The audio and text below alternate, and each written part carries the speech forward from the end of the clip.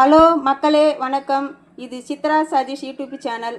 இன்றைக்கி என்ன குழம்பு வைக்க போகிறோன்னா மட்டன் குழம்பு வைக்க போகிறேங்க. அந்த மட்டன் குழம்புக்கு தேவையான பொருட்கள்லாம் பார்க்கலாம். 1 டீஸ்பூன் மிளகு, 1 டீஸ்பூன் மல்லி, 1 டீஸ்பூன் ஜீரகம், 1 டீஸ்பூன் சோம்பு, 2 மராட்டி மொக்கு, 2 ஸ்டாரு, 2 ஏலக்காய், 2 லவங்கப்பூ, ஒரே ஒரு பிரிஞ்சி இலைங்க. இப்போ அடுப்பு பற்ற வச்சு வானல் போட்டுங்க.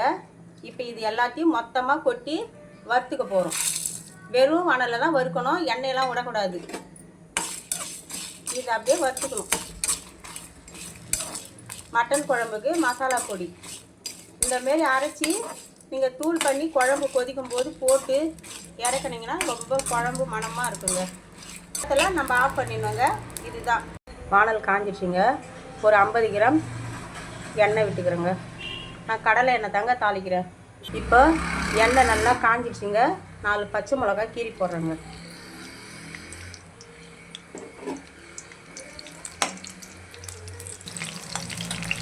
ஒரு பெரிய வெங்காயம் கட் பண்ணி வச்சுக்கிறேங்க. ஒரு பெரிய வெங்காயம் கட் பண்ணி போட்டுருக்குறேன். 4 தக்காளி கட் பண்ணி போட்டுக்கிறேன். நொறுப்பா அரைச்சி எடுத்துக்கணுங்க. ஊற்ற போகிறேன்.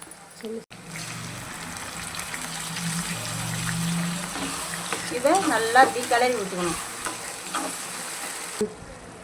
இப்போ கொஞ்சோண்டு புதினா சேர்த்துக்கலாங்க. கொஞ்சோண்டு கருவேப்பிலை,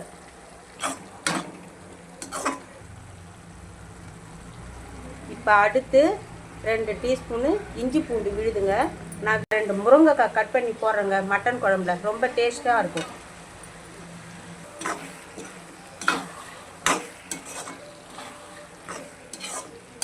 முருங்கைக்காய் நல்லா வதங்கிடுச்சிங்க. இப்போ நான் வேக வச்சு எடுத்து வச்சுருந்த மட்டனை எடுத்து இதில் போட போகிறேன்.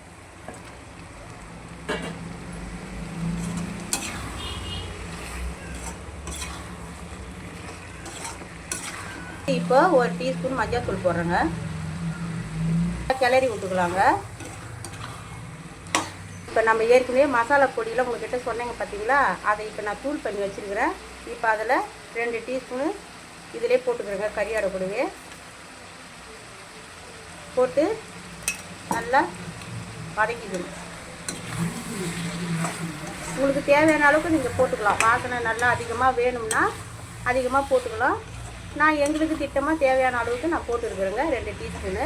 நீங்கள் எக்ஸ்ட்ரா கூட 1 டீஸ்பூன் எடுத்துக்கலாம். இப்போ அதுக்கு தேவையான மிளகாத்தூள் போடுறேங்க. ஒரு 4 டீஸ்பூன் போட்டுக்கிறேங்க. நான் உங்களுக்கு தேவையான அளவுக்கு போட்டுக்கலாம். நல்லா கிளறி விட்டுட்டேங்க. நல்லா வெந்துடுச்சு எல்லாமே. இப்போ நான் கறி அவிச்ச தண்ணியை இதில் ஊற்ற போகிறேன். இப்போ தேவையான அளவுக்கு உப்பு போடுறேங்க. நான் வந்துங்க இப்போ ஃபஸ்ட்லேயே கறி அவிக்கும் போதே 1 டீஸ்பூன் மஞ்சள் பொடி போட்டு அவிச்சேன். அதுக்கு அடுத்து அலசிட்டு அதுக்கடுத்து மறுபடியும் குழம்பு தாளிக்கும் போதும் 1 டீஸ்பூன் மஞ்சள் தூள் போட்டேங்க கறியில். நீங்களும் அதே மாதிரியே செய்யுங்க.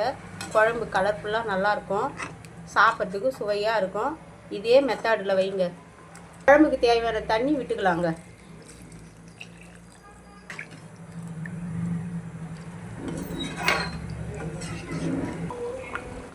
இந்த அளவுக்கு கொதிக்கணுங்க. பாருங்க, இப்போ குழம்பு நல்லா கொதி வந்துடுச்சு. இப்போ நம்ம ஆஃப் பண்ண போகிறோம். நல்லா கொத்தமல்லி தழையை போட்டு தூவி விட்டு இறக்கிக்கலாங்க.